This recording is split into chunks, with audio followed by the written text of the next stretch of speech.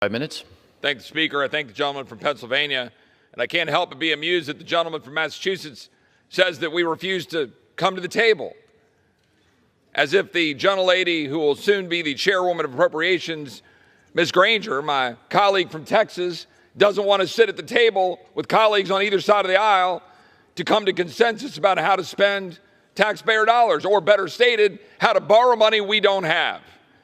As if that's actually true. What table is the gentleman referring to?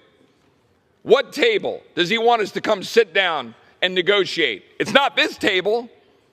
I don't have the power to offer an amendment on the floor of the House of Representatives, despite being elected by 750,000 Texans.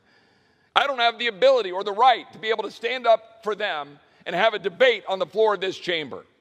Everything the American people is watching right now is a complete sham.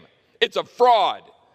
A fraud being perpetrated on the American people right before their eyes, right as we head into Christmas, sitting here on the 23rd of December, when 6 years ago, those boys crossed the Delaware.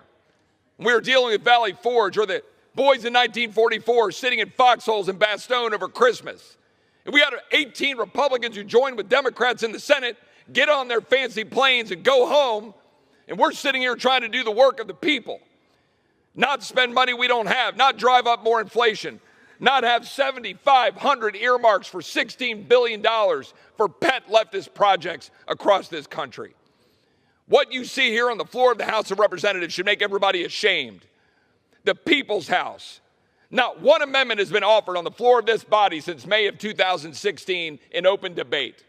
The gentleman from Massachusetts dares to impugn the character of the Appropriations Chairwoman Kay Granger and those Republicans he says won't sit at the table, when in fact what you see here is a 4,100-page bill cooked up by a handful of people behind closed doors, brought before the Rules Committee with no ability to offer an amendment, no ability to debate, no actual discussion on the People's House floor.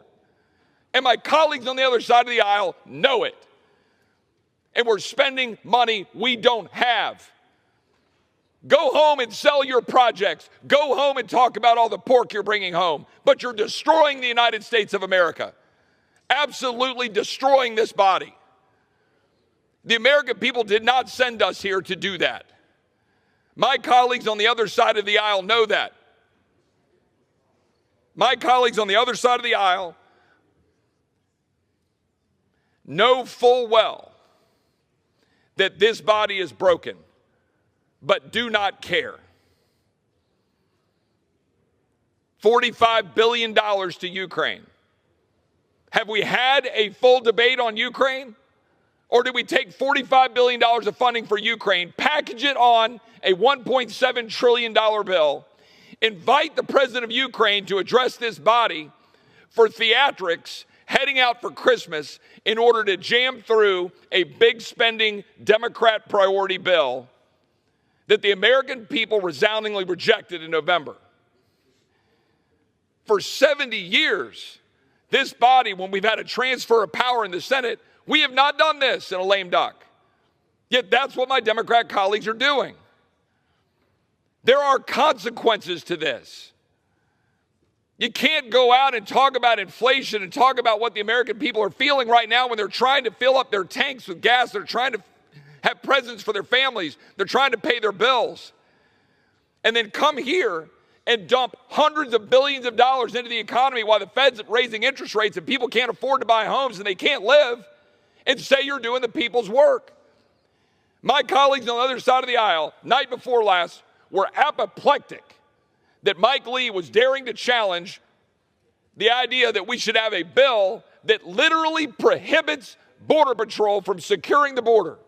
He wanted to try to fix that, try to extend Title 42. My Democrat colleagues rejected it, and I sat here on the floor, and they were more concerned about catching their flights for Christmas, coming to me and saying, we can't be here over Christmas. Well, why the hell not? The American people deserve us to be here over Christmas, actually fighting for them, instead of trying to catch planes while half this body are going to vote by proxy. Half this body's not even going to be here, and they're lying. They're lying on forms saying that they're voting by proxy for COVID, and it's a lie. and half this body's going to do it. You know it, and it's destroying this country. I'm not going to just sit here and roll over on this. This is going to continue. The American people are going to know precisely what's happening to them by the People's House. I yield back.